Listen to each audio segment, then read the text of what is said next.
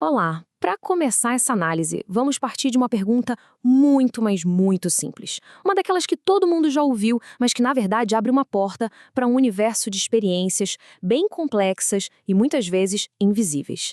E aí, é menino ou menina? Pois é, essa é a primeira coisa que se pergunta quando um bebê nasce. Para a grande maioria, a resposta é direta, né? Mas e quando não é?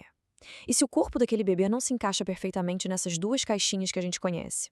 É bem aí que o nosso papo de hoje começa. Para a gente poder entender essa complexidade toda, a gente precisa de um termo. E o termo que abrange essas situações é intersexo. Ele vai ser fundamental para a nossa conversa. Olha só, a Sociedade Intersexo da América do Norte, a ISNA, nos dá essa definição mais formal. E aqui tem uma palavra-chave: variedade. A gente não está falando de uma coisa só, mas de um espectro bem amplo de variações corporais. E essa citação do ativista Mauro Cabral vem para reforçar exatamente isso. É super comum as pessoas associarem intersexo àquela ideia de hermafrodita, sabe? A figura mitológica que teria os dois sexos completos. Só que isso não é a realidade. O ponto central aqui é a imensa diversidade de corpos que existem. E essa variedade, gente, é enorme mesmo. Ela inclui condições genéticas, como a síndrome de Klinefelter ou a de Turner, condições hormonais, tipo a hiperplasia adrenal congênita, e muitas outras. Algumas dessas variações são visíveis já no nascimento, outras só vão se manifestar lá na puberdade ou até mais tarde na vida. E aqui a gente chega num ponto crucial, que é a perspectiva do ativismo. Para os ativistas, o que se vê aqui não é uma patologia, não é algo a ser curado. É, na verdade, uma variação física, uma diferença corporal que acaba desafiando as regras bem rígidas da nossa cultura sobre como os corpos masculinos e femininos deveriam ser. Então, como é que a sociedade, e mais especificamente a medicina, lidou com essa variação ao longo da história? Isso nos leva para essa ideia do corpo desfeito, que é um conceito central para a gente entender essa experiência. Esse é um ditado mágico, bem, bastante coloquial e até brutal, que circulou por muito tempo. E o que ele quer dizer? Basicamente, que do ponto de vista cirúrgico, era considerado mais simples criar uma genitália com aparência feminina do que uma masculina que fosse funcional. E essa mentalidade, claro, guiou inúmeras intervenções. E os dados da socióloga Sharon Preeves mostram o resultado prático desse ditado. Na pesquisa dela, uma maioria, esmagadora, 81% das pessoas, foi designada como mulher por meio de intervenções médicas. 81%! Isso deixa muito claro que existe um viés ali que não é baseado só na biologia. E esse quadro aqui é muito revelador. Ele mostra que as prioridades na hora da cirurgia são bem diferentes dependendo do gênero que foi atribuído. Para os meninos, a prioridade é a função sexual heterossexual. Já para as meninas, é a capacidade de reprodução e de ser penetrada. Ou seja, são valores sociais e não verdades médicas absolutas que estão ali, moldando os corpos. Então, o ponto central, segundo ativistas como a Cheryl Chase, não é nem a identidade de gênero da pessoa em si. O grande problema é o trauma. O trauma que vem das cirurgias feitas sem consentimento, o estigma do segredo, da vergonha, tudo isso que cerca a vida dessas pessoas. O problema é como a sociedade reage ao corpo, e não o corpo em si. Mas por quê?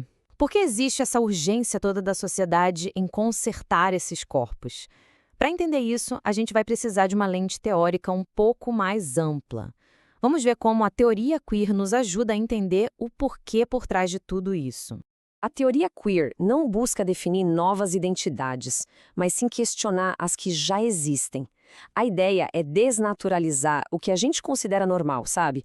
Mostrar que categorias como homem e mulher são, na verdade, construções sociais muito poderosas e não apenas fatos biológicos imutáveis. E a diferença dessa perspectiva é fundamental. A visão mais comum assume uma linha reta, né? O sexo biológico leva à identidade de gênero, que por sua vez leva ao desejo. Mas a filósofa Judith Butler, por exemplo, ela argumenta que o gênero é performativo, ou seja, não é algo que a gente é, mas algo que a gente faz, repetindo normas sociais todo santo dia. E essa repetição acaba criando a ilusão de que tudo isso é natural. Isso nos traz de volta para a medicina. O objetivo de corrigir um corpo intersexo é torná-lo inteligível. O que isso quer dizer? Quer dizer fazer com que ele se encaixe na historinha que a sociedade espera. Um corpo que parece masculino deve agir como homem e desejar mulheres, e o contrário também. Corpos intersexo por natureza quebram essa narrativa. Isso tudo nos leva ao grande paradoxo que acaba definindo a experiência intersexo, a busca por uma vida que seja possível de ser vivida, ou, nas palavras de Butler, uma vida habitável. Então, como é que uma pessoa navega por esse mundo? Como viver num corpo que a sociedade considera errado, que tenta consertar, e ao mesmo tempo lutar pela própria autonomia? É um impasse gigante. E essa citação da Judith Butler ilustra esse paradoxo de uma forma brilhante. Pensa só, para ser uma pessoa reconhecida, para ter um emprego, para ter relações sociais, enfim, para ter uma vida que seja habitável, muitas vezes é preciso se conformar com aquelas mesmas categorias binárias de homem ou mulher que o próprio ativismo critica. É uma situação incrivelmente difícil, uma verdadeira sinuca de bico. É por isso que as demandas do movimento não são sobre criar um terceiro gênero oficial ou algo do tipo. Elas são muito mais fundamentais. É sobre o fim das cirurgias forçadas. É sobre ter autonomia sobre o próprio corpo e sobre dar um fim ao estigma. No fundo, estamos falando de direitos humanos básicos.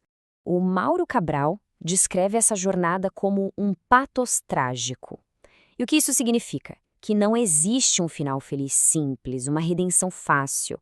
É um processo contínuo de se redescobrir e de lutar contra um trauma que foi imposto de fora.